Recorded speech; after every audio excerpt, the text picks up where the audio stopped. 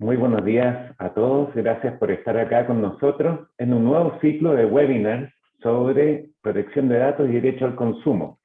Como ustedes saben, en Keri hacemos algunos ciclos de webinars en temas de interés y nos pareció bastante pertinente, a raíz de los últimos cambios en esta materia, hacer un doble clic en el mundo del derecho a consumo y datos.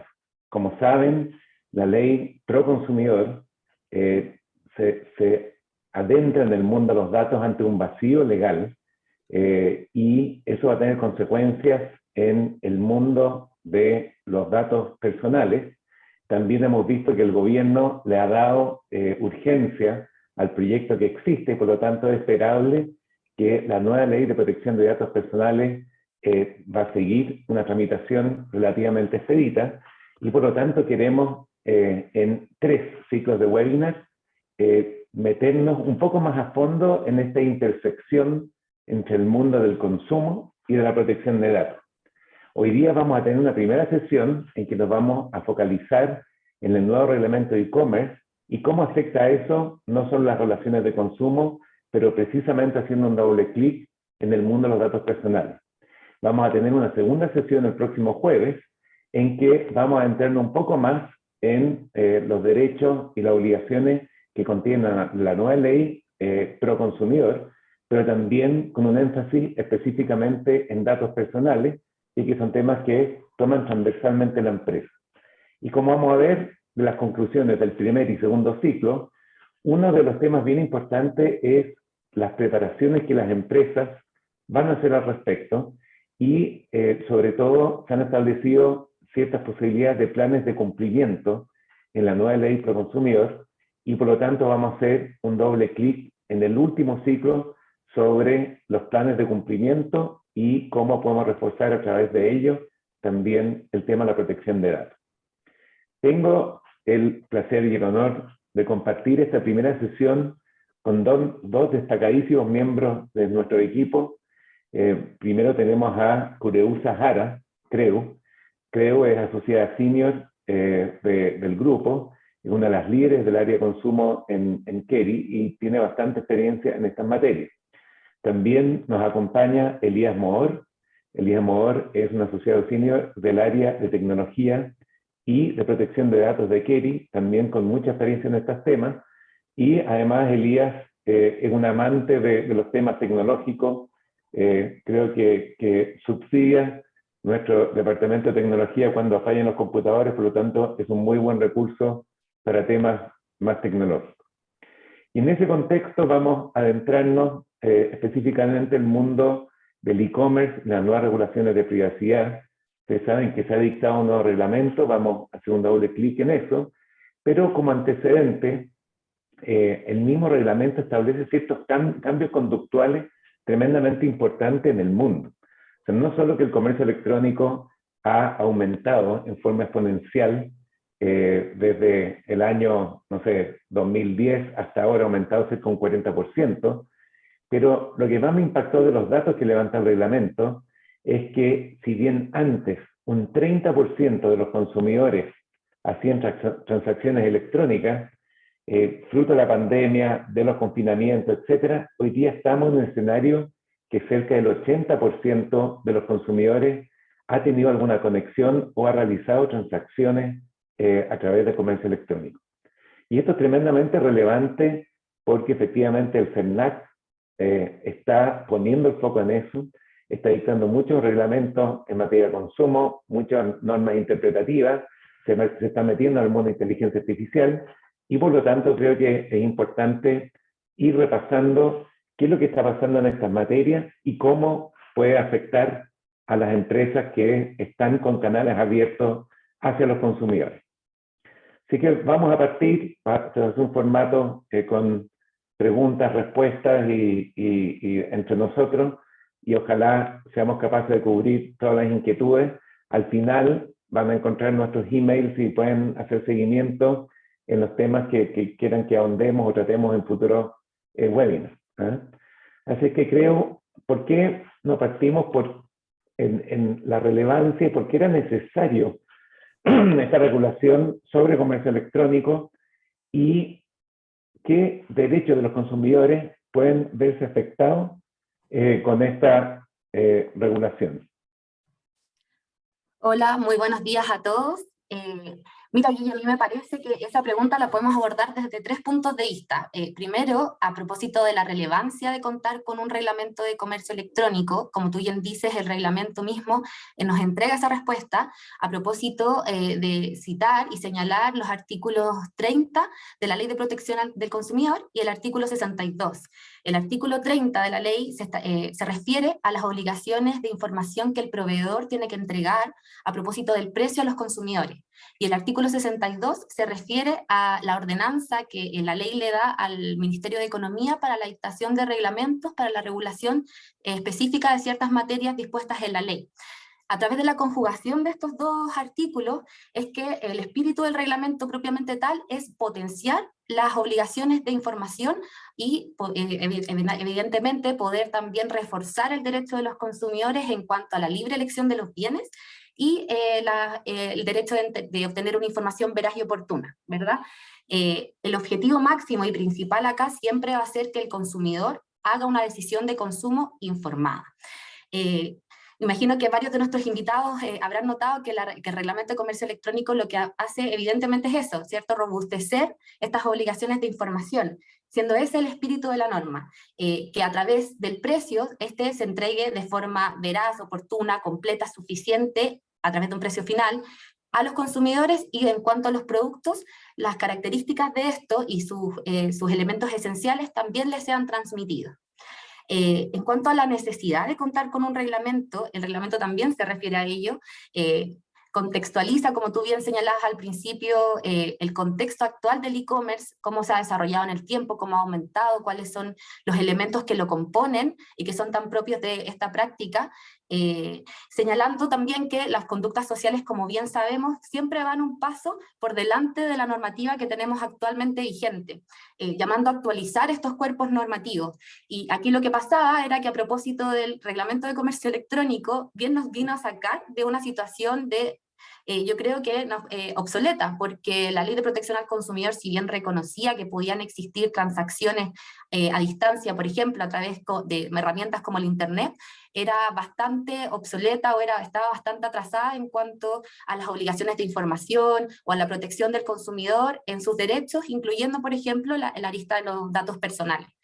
Y en cuanto a la importancia del reglamento de comercio electrónico, es que nos permite, yo creo, a los proveedores, entendiéndolos como usando los conceptos propios del reglamento en su rol de operadores o en su rol de vendedores, eh, obtener y saber de forma sistematizada cuáles son sus obligaciones respecto del consumidor.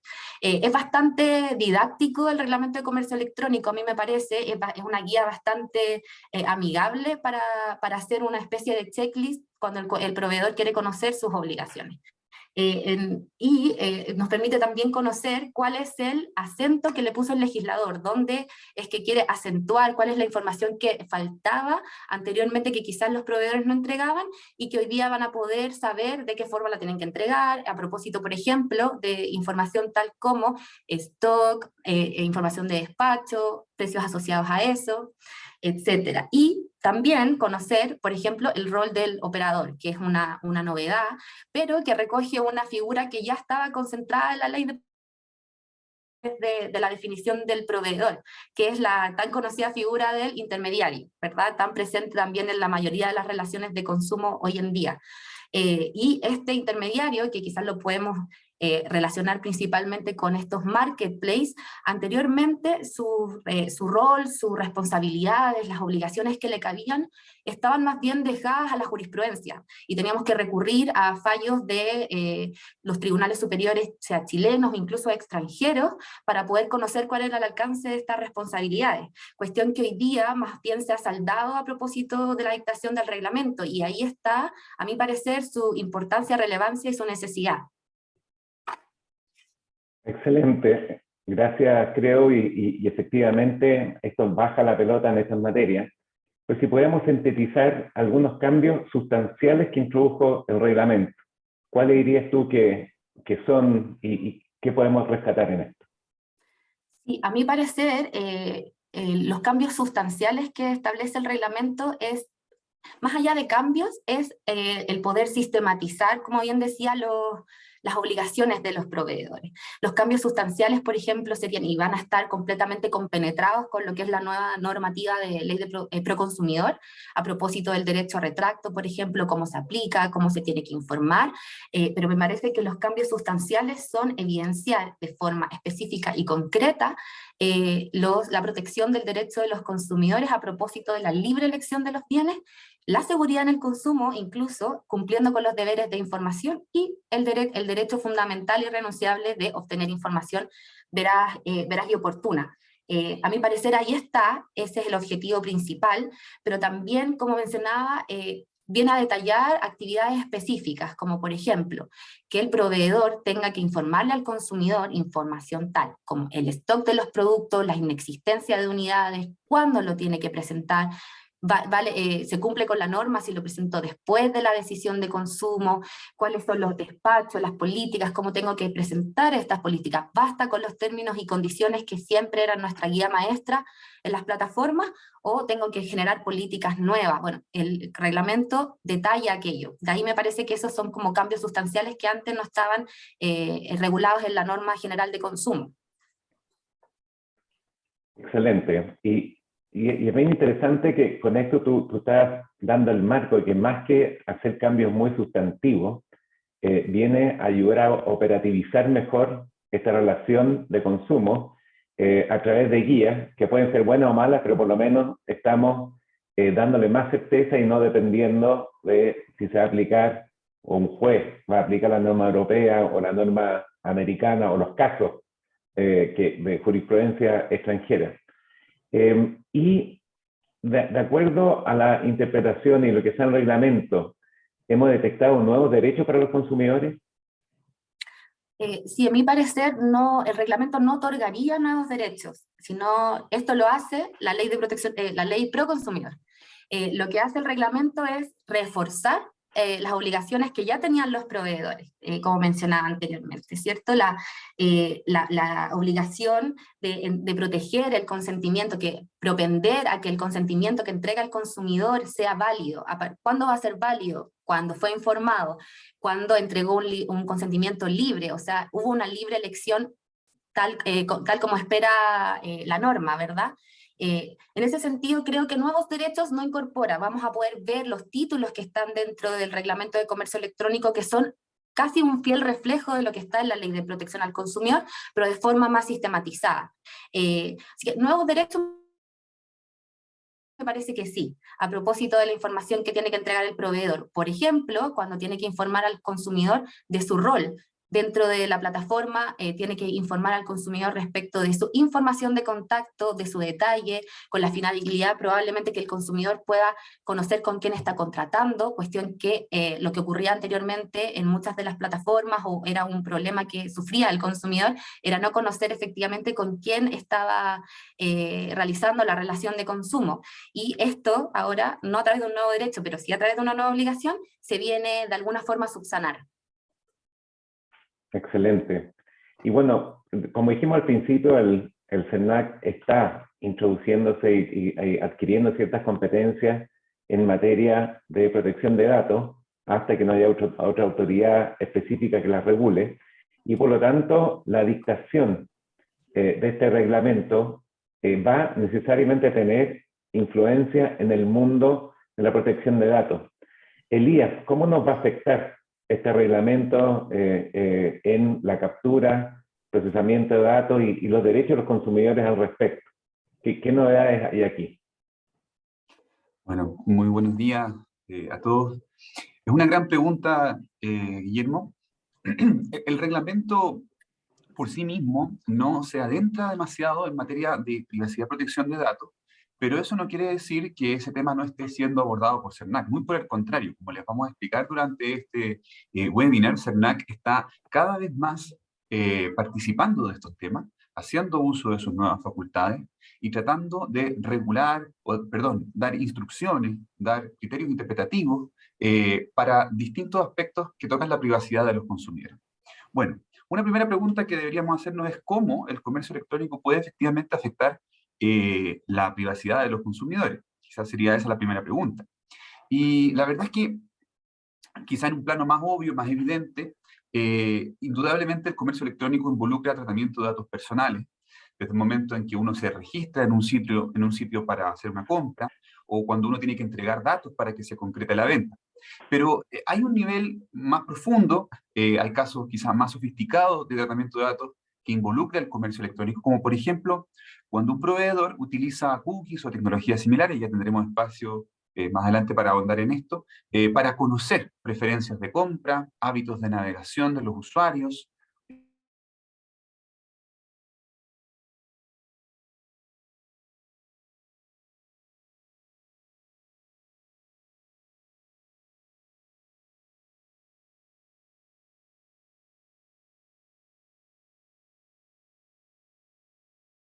Las afectaciones a la privacidad en Chile están reguladas o quedan bajo el paraguas de una ley, que es la ley 19.628. Y esta ley, en grandes rasgos, ¿qué es lo que dice?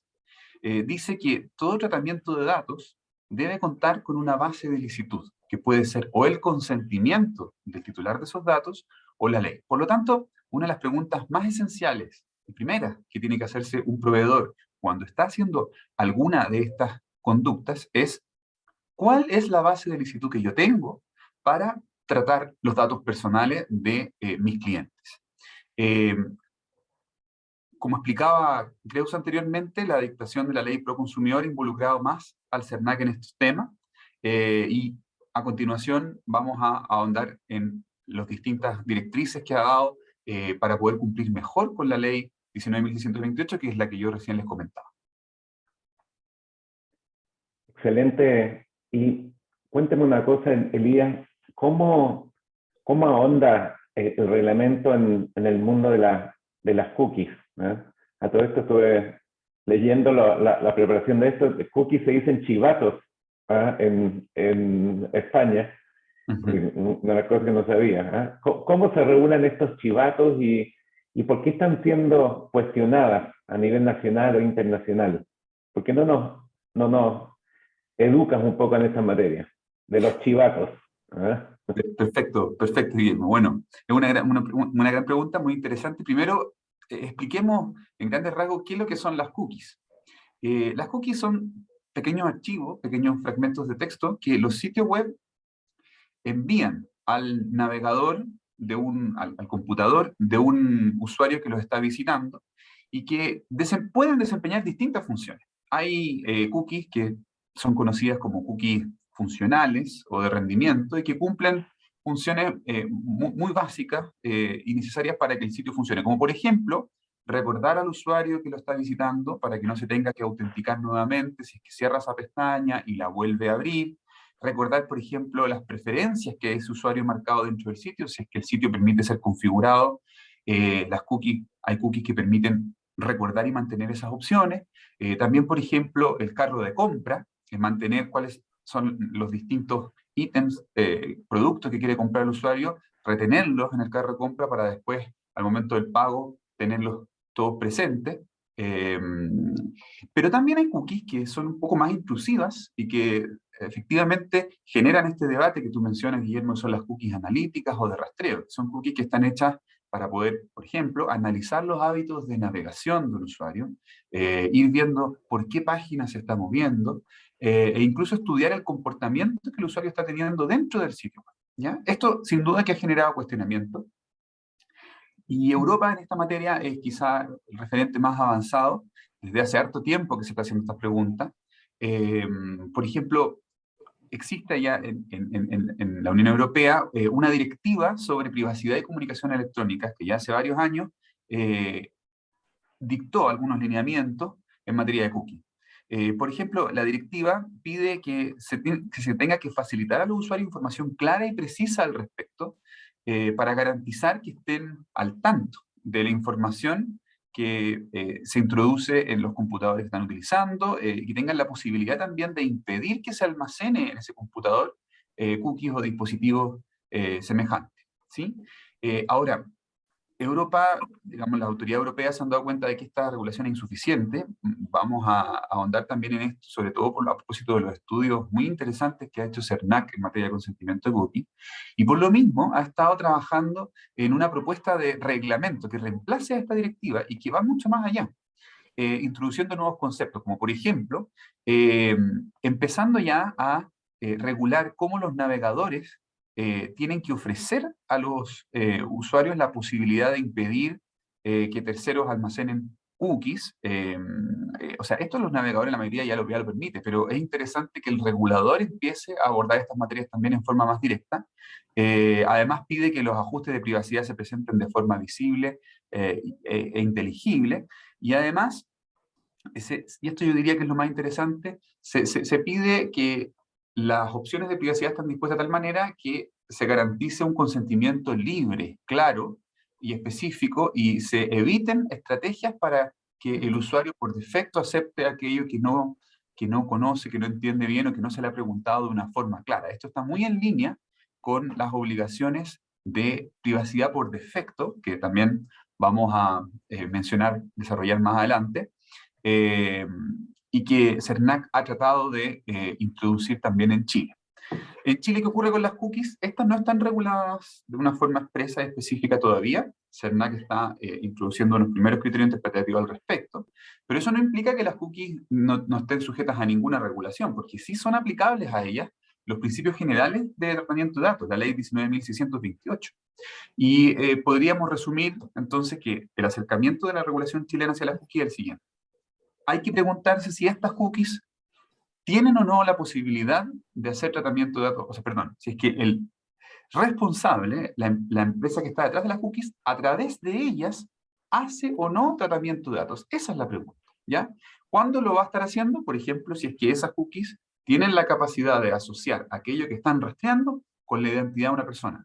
En ese caso, vamos a estar en tu tratamiento de datos personales y vamos a tener que cumplir con lo que les mencionaba anteriormente. Hacernos la pregunta de cuál es la base de licitud que tiene el operador del sitio, el proveedor, para hacer ese uso de cookies. Sí, al menos, perdón, solamente para comentar, al menos en materia de consumo, no han sido pocas las veces que nuestros clientes nos han consultado sobre la aplicación del tema de las cookies. Por cierto, una materia que trabajamos en conjunto con el equipo de protección de datos personales, pero en materia de consumo al menos no estaba suficientemente desarrollado, y esto lo comento a propósito del informe técnico que elaboró CERNAC y que se publicó este martes, a propósito del consentimiento de las cookies, la privacidad por defecto y el uso de los datos, perdón, de los dark patterns. Para quienes no estuvieran al tanto de la publicación de ese informe, ya está disponible. Sí, ya que lo mencionas, creo, yo creo que sería bien bueno ahondar un poco en qué es lo que son los patrones oscuros, los claros, qué es lo que está diciendo el CERNAC en esta materia y por qué son importantes, ¿no? Sí, mira, a mí antes del 2021, que fue el año en que el CERNAC elaboró este informe de uso de dark patterns en Chile, a propósito del estudio de más de 100 sitios web, donde se identificaron que al menos un 64% de los sitios web tenían antecedentes de uso de dark patterns, me parece que antes no se mencionaba tanto, no era una arista o un elemento que tuviéramos a la vista al hacer un análisis de un sitio web, por ejemplo, cuestión que ahora tenemos más que presente para hacer ese check.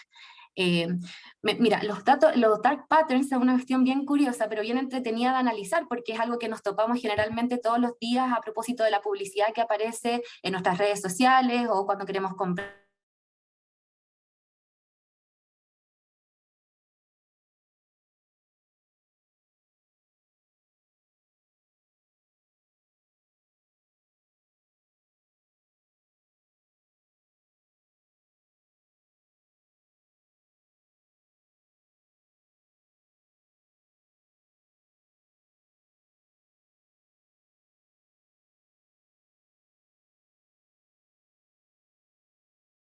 Obstaculizar la libre elección del consumidor, ¿verdad? Por lo tanto, cuestiona bastante su uso en los sitios web. Si bien estos dark patterns no están regulados en la Ley de Protección al Consumidor, haciendo una interpretación de lo que son los deberes de información, nos parece que en algunos casos, y dependiendo de la forma en que se utilicen, sí podrían estar en una línea muy fina de quizás incumplimiento normativo. Por lo tanto, yo creo que es importante cuando revisemos el cumplimiento de las características de un sitio web, que veamos en qué contexto se está informando, se está usando este dark pattern. Bueno, yo imagino que muchos de nosotros ya, como comentaba, sabemos y nos hemos topado con estos dark patterns, pero algunos de los más utilizados dentro de la lista que informa el CERNAC son el típico, por ejemplo, dificultad para que el consumidor pueda comparar los precios. También estas suscripciones que te invitan a suscribir, pero que al mismo tiempo son demasiado difíciles de dar de baja. También están todas estas actividades que incitan al consumidor a sentir una necesidad de urgencia, de escasez, o sea, compra ahora, si no se nos va a acabar, son las últimas unidades, o cuando me dan los precios por goteo y al final cuando llego a hacer el clic de pago me doy cuenta que voy a pagar mucho más de lo que me habían informado, o también cuando me incluyen estos productos sugeridos dentro de mi canasta o de mi carrito de compras sin que yo lo haya elegido, ¿verdad? Para muchos puede ser que les guste estas sugerencias que nos hacen los proveedores, pero en general están bastante cuestionadas.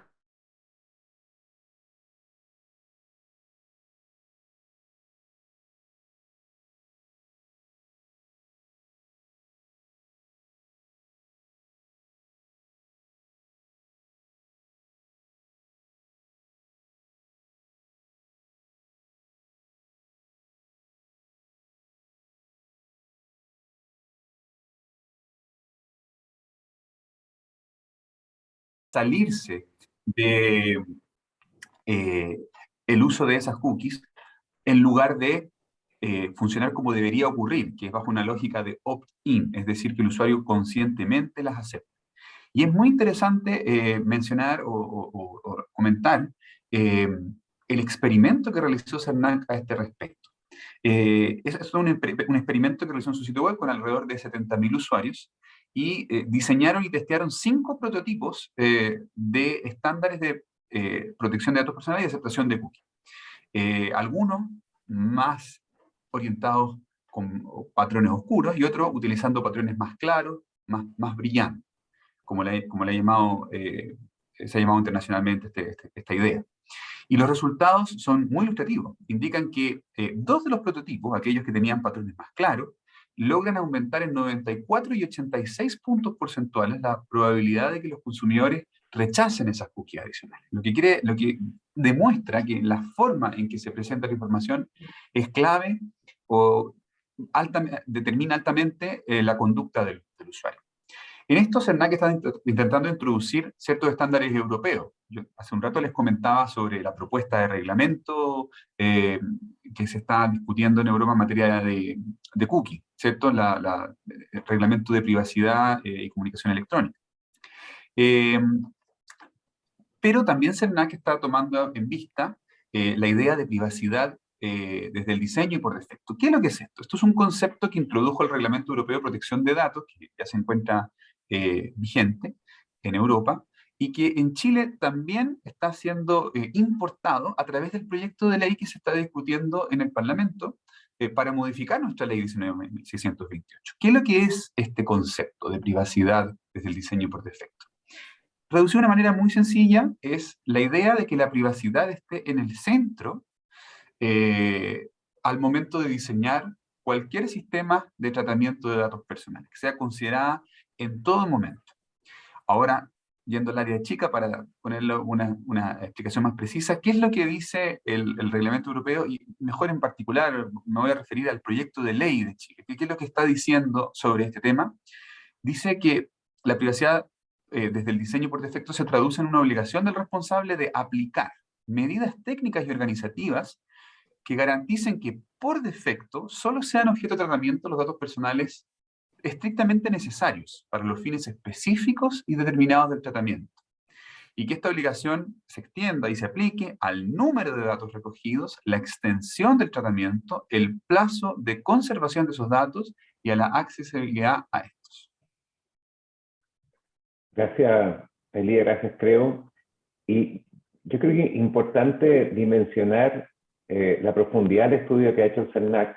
Ha sido un estudio muy profundo, mucha gente ha testeado y por lo tanto hay mucho sustento para ir proponiendo estas cosas. Hay algunas desconexiones, quizás con el negocio pueden haber, pero estamos acá con un trabajo bastante robusto que creemos va a tener bastante influencia. Y otra demostración de esto es que el CERNAC también está con una vocación de ir avanzando hacia el impacto de las relaciones de consumo en comercio electrónico y le ha hincado el diente al tema de la inteligencia artificial y el impacto del uso de estas herramientas también en las relaciones de consumo. Y por eso nos parece importante que ahondar, y creo que quizás puedes partir tú, cómo se presenta la inteligencia artificial en el e-commerce y qué está diciendo el CERNAC al respecto, cuál va a ser el alcance de las directrices que está lanzando el CERNAC en esta materia. Sí, Guille, como tú comentas, es súper interesante ver cómo ha cambiado un poco el foco de las circulares interpretativas, por ejemplo, que ha dictado CERNAC en el último tiempo. Y a propósito de la dictación de la ley pro consumidor en el diciembre del 2021, hace unos pocos meses atrás, hemos visto como y a la fecha de hoy, como en tan poco tiempo ya se han dictado 2 circulares interpretativas con el eje en materia de datos personales y estando una incluso en consulta pública, además del informe técnico de las cookies que acabamos de comentar. Entonces hay harto trabajo por parte del CERNAC en ese sentido. Y una de las circulares interpretativas que se publicó es esta del uso de los sistemas de inteligencia artificial en las relaciones de consumo, que es bien interesante porque es algo que no se había comentado antes, pero que sí se ha estudiado bastante en términos de la ciencia, por ejemplo. Lo que hace CERNAC aquí establece sus criterios a propósito del uso de estos sistemas y señala que el uso del sistema de inteligencia artificial en una relación de consumo, y es bien curioso esto, es una herramienta más que necesaria a propósito del eficaz desenvolvimiento del e-commerce global, ¿verdad? Sin embargo, le otorga una cuota o un elemento, una naturaleza negativa al uso de estos sistemas, parecido a lo que pasaba con los dark patterns, porque implica o se refiere a que existiendo uso de inteligencia artificial de alguna forma se vería mermado la libertad que tiene de nuevo el consumidor a propósito de hacer una libre elección del bien o servicio que quiere contratar. Entonces eso es bien curioso. Respecto del alcance de la interpretación que tiene CERNAC, al menos yo sé que el equipo de datos podrá tener también su opinión, con énfasis en ese punto, pero al menos desde consumo nos llamó la atención y ha sido bastante consultado en seminarios que se han realizado en el último tiempo, incluso por CERNAC, a propósito del alcance de las obligaciones que ahí se establecen, porque el CERNAC se refiere a que a propósito de la entrega de información veraz y oportuna, información básica comercial, que son derechos que ya están en la Ley de Protección al Consumidor, si tengo un producto que utiliza sistemas de inteligencia artificial o si tengo sistemas de inteligencia artificial operando en la plataforma a través de la cual se venden productos y servicios, parece importante para el CERNAC además extender las obligaciones a otro tipo de actividades de las cuales cuestionamos que sean legítimas, como por ejemplo que el proveedor ahora va a tener que informar al consumidor respecto del objeto del uso de ese sistema. ¿Cómo? No tenemos idea cómo es que eso se va a informar, de qué forma. Probablemente el CERNAC va a tener que ahí dictar una versión adicional del alcance de estas obligaciones, pero esa es una de las cosas que están pidiendo a los proveedores, además de, por ejemplo, que se informe la injerencia que tiene el uso del sistema de inteligencia artificial en la relación con el consumidor, la naturaleza de la relación y además el tratamiento de los datos personales que se van a hacer a través del uso de dicho sistema. Entonces, como les comentaba, me parece que es algo que no estamos claros en cuanto a la forma que se deberá cumplir, ha sido bastante cuestionado y la legitimidad también de esas obligaciones también me parece al menos un tanto cuestionable, pero vamos a esperar a ver CERNAC en este sentido. Y siguiendo la línea de lo que menciona Creu, CERNAC también ha incursionado y ha empezado a reflexionar sobre cómo la inteligencia artificial puede afectar a los usuarios en materia de datos personales. Y en las circulares que ha venido dictando últimamente, una específica sobre inteligencia artificial y otra sobre cláusulas abusivas, ha abordado un punto que queremos destacar porque es muy, muy, muy relevante de cara a la privacidad. En ambas circulares menciona que los responsables, las empresas, los responsables de datos, las empresas proveedoras, tienen que tener mucho ojo al momento de redactar sus contratos de adhesión, porque los tratamientos de datos personales que se vayan a autorizar, que el cliente tenga que autorizar, tienen que obedecer a la finalidad propia de la respectiva relación de consumo. Aquí estoy citando textual, lo que implica que los datos recolectados tienen que ser pertinentes, adecuados y conducentes a satisfacer la finalidad que motiva a contratar y en ningún caso deben ser excesivos. Esto quizá parece bastante lógico, razonable, tiene una importancia muy grande y yo me atrevería a decir novedosa para el ordenamiento chileno. ¿Y por qué? Porque en nuestro ordenamiento, la verdad que para el estándar del artículo 4 de la ley 19.628, que es el que requiere el consentimiento para dar datos, no hay criterios que exijan o que impidan que un proveedor, por ejemplo, pueda pedir permiso para muchas cosas a la vez. En el reglamento europeo, en cambio, sí se ha regulado con mucho detalle que este consentimiento sea realmente libre, y eso involucra que el usuario no se vea forzado a aceptar muchas cosas al mismo tiempo, siendo que si se le permitiera aceptarlas por separado, solo elegiría algunas de ellas. Esa noción no está todavía incorporada en el ordenamiento chileno. Sí hay normas conducentes a eso en el proyecto de ley, pero es interesante ver cómo CERNAC se ha anticipado y de alguna manera, utilizando los criterios propios de la norma del consumidor, en particular el artículo 16, letra G de la Ley de Protección al Consumidor, logra hacer una construcción jurídica para introducir esos elementos en nuestro ordenamiento. Gracias. Oye, yo me imagino que, bueno, al igual que yo por lo menos, uno empieza a sentir cierto grado de ansiedad diciendo, bueno, todos estos cambios, ¿qué significan? Además, se está tramitando una ley en paralelo y todos los contenidos que hemos estado revisando implican cambios que son bastante paradigmáticos en la forma que se está haciendo comercio electrónico. Entonces, también para bajar un poco la ansiedad y la pelota, ¿cuál es el nivel de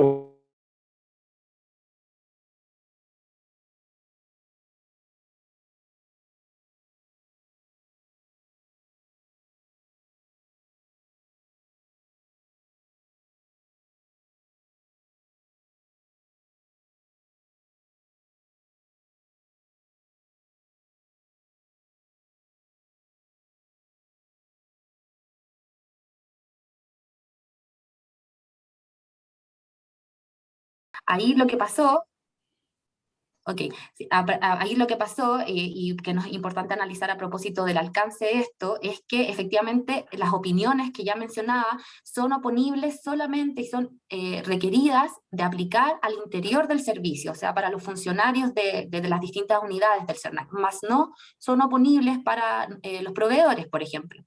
Eso no quiere decir que no tengamos que tenerlas a la vista, que le podamos restar algún tipo de importancia, porque en función del ejercicio de las demás facultades que tiene el CERNAC, como por ejemplo las de fiscalización o las de representación del interés general o el interés colectivo de los consumidores, CERNAC, por cierto, se va a basar en sus interpretaciones para hacer su caso, para generar sus argumentos. Por lo tanto, es una buena directriz, es una buena antecedente de tener en consideración cuando queremos hacer un levantamiento de riesgos, por ejemplo, de cumplimiento en materia de consumo. Sin perjuicio de eso, no tenemos que olvidar también que si no estamos de acuerdo con la interpretación del CERNAC, eso está bien también, y va a ser el tribunal el que va a tener la última palabra en este caso. Sí, pero lo bueno y la recomendación siempre va a ser tener también en consideración aquellas opiniones del CERNAC.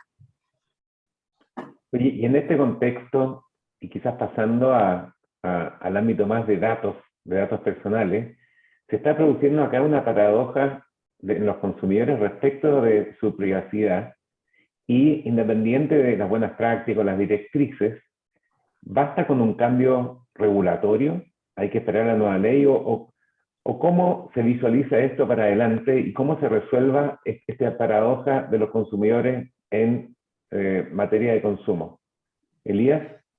Esa es una gran pregunta, Guillermo, porque efectivamente varios académicos han descrito esto que se conoce como la paradoja de la privacidad, y CERNAC también lo comenta en su informe sobre cookies. ¿Qué es lo que es esta paradoja?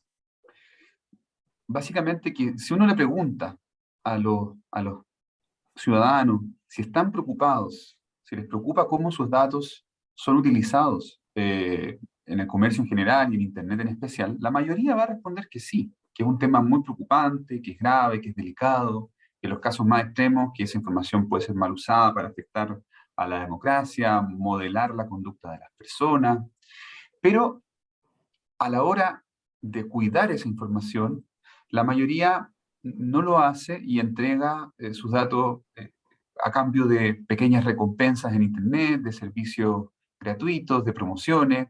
Entonces, ¿por qué se produce esa paradoja? ¿Sí? Uno podría aventurar una respuesta, una primera ensayo de respuesta podría ir por la línea cultural, decir que esto se debe a hábitos muy arraigados, o se debe a que no existe suficiente conciencia, que todavía no se explica bien cómo esos pequeñas entregas de información para obtener promociones terminan en el mediano y largo plazo impactando en las posibilidades de decisión de las personas, en la privacidad que tienen. Pero creo que también hay una razón más profunda que tiene que ver con la arquitectura de Internet, la arquitectura de los servicios digitales, es decir, cómo estos están diseñados, cuál es la lógica con la que operan aplicaciones y productos o servicios tecnológicos, cómo están funcionando los modelos de negocio también de estos servicios, y que pueden hacer difícil para el usuario poder velar efectivamente por su privacidad. Por ejemplo, ya hemos hablado de páginas que no permiten funcionar sin cookies de rastreo o que inducen al usuario a aceptarlas. Aplicaciones, por ejemplo, de celular que exigen muchos permisos en el teléfono, mucho más allá de lo que la aplicación realmente necesita para poder operar, y que levantan una gran cantidad de información del usuario. O los servicios de Internet con políticas de privacidad que implican mucho tratamiento que no están relacionados con los fines esenciales o con sustanciar el contrato, que es lo que CERNAC y la normativa europea han tratado de controlar de alguna manera. Y si a esto se suma que muchos de esos servicios son indispensables para la vida cotidiana, como por ejemplo servicios de mensajería que son necesarios para el trabajo o para poder comprar o interactuar con proveedores y con tiendas, entonces ahí nos vamos dando cuenta de que el ciudadano tiene mucha menos libertad de la que creíamos, porque hay un problema de diseño, de arquitectura de Internet. Tiene mucho menos margen de acción.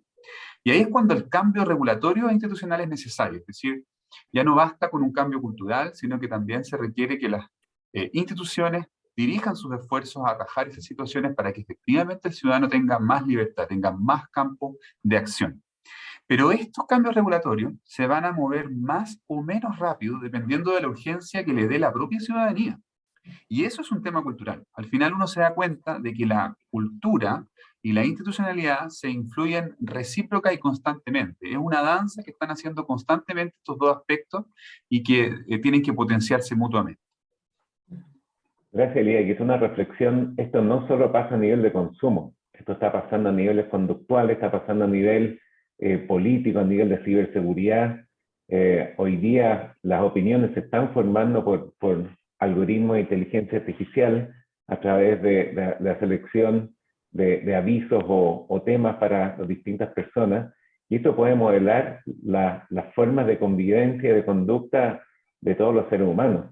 Si yo no descartaría que es el futuro, además de los modelamientos, los temas propios del consumo, no es descartable que, como dice Elías, esto vayan elevándose a niveles constitucionales para efectivamente ver cómo se desacopla a las personas de este cerebro mundial que en cierta forma nos podría estar controlando a todos.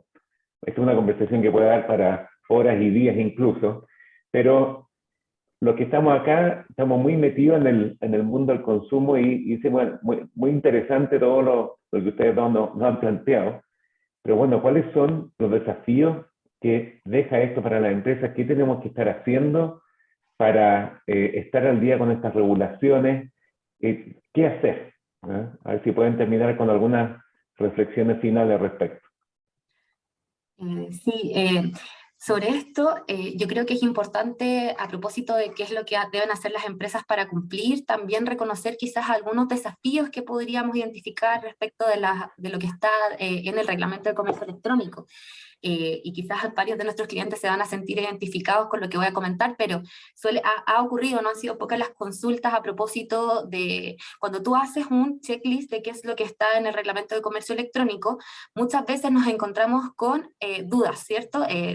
Formas de cómo aplicar, cómo cumplir, y por ejemplo eso pasa con el rol del operador, esta figura nueva que no era tan nueva, ¿cierto? Que comentábamos al comienzo, que es el intermediario. Sin embargo, nos parece, por ejemplo, que donde se concentra, donde tuvo la vista el legislador a propósito del reglamento de comercio electrónico y el rol del operador, es en las marketplaces. Pero en una marketplace pueden existir también otras entidades que confluyen y operan, además de operador y además del vendedor, como pueden ser una tercera entidad que gestiona el sitio web y que provee el software, por ejemplo. Ahí nos preguntamos, ¿cabe esa entidad dentro del rol del operador? Si cabe, ¿cuáles son las obligaciones que tiene que cumplir? ¿Cuál es la información que como vendedor o operador de la plataforma tengo que entregar respecto de esa tercera entidad?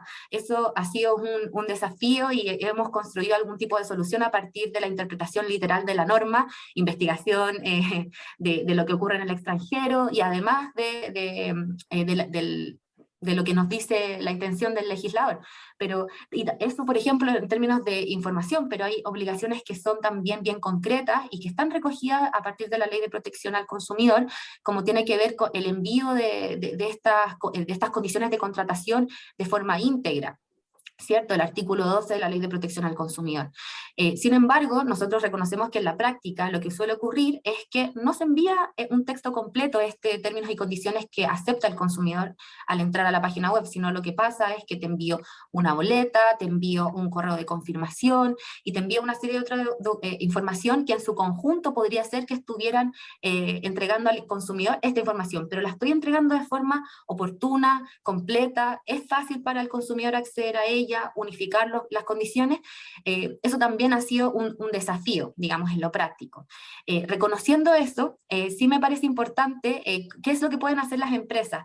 Las empresas lo que hacen y que hemos visto es que generan matrices de riesgo, identificando la totalidad de forma sistemática de las obligaciones que voy a tener a partir del reglamento de comercio electrónico, para poder así ver cuáles son mis riesgos asociados a ello y con ello poder mitigar o en algunas veces incluso eliminar el riesgo de incumplimiento. Eso es una buena herramienta. Incluso quienes desean ir más allá tienen un doble beneficio, porque además de conocer las obligaciones a las cuales están sometidos, además pueden contar con un plan de cumplimiento en consumo. También a propósito de la reforma de la Ley de Protección al Consumidor del año 2018 se generó esta figura y ha sido de bastante interés. Contar con un plan de cumplimiento en consumo aprobado y debidamente implementado permite al proveedor que pueda incurrir en una infracción a la Ley de Protección al Consumidor de contar con un atenuante que quizás pueda significar la disminución de la multa a propósito de cómo lo evalúe el juez en determinado caso. Pero, como te digo, nos parece que esta doble herramienta de las matrices de riesgo junto con contar con un plan de cumplimiento bien aprobado e implementado es para donde tenemos que mirar. Sí, y yo creo que las acciones que mencionaba Creusa en materia de programa de cumplimiento y de revisión interna también pueden extenderse al mundo de la privacidad. Y es muy importante que los proveedores empiecen a hacerse esas preguntas y ese ejercicio también. En concreto, ¿cómo? Lo primero es preguntarse, que el proveedor se pregunte qué datos está tratando, qué datos personales, y para qué lo está haciendo, cómo los está obteniendo, de qué fuentes, y vuelvo a la pregunta que hace unos momentos yo les hacía, ¿con qué base de licitud? Es decir, ¿qué base de legalidad es la que me permite a mí como proveedor conocer y utilizar esta información?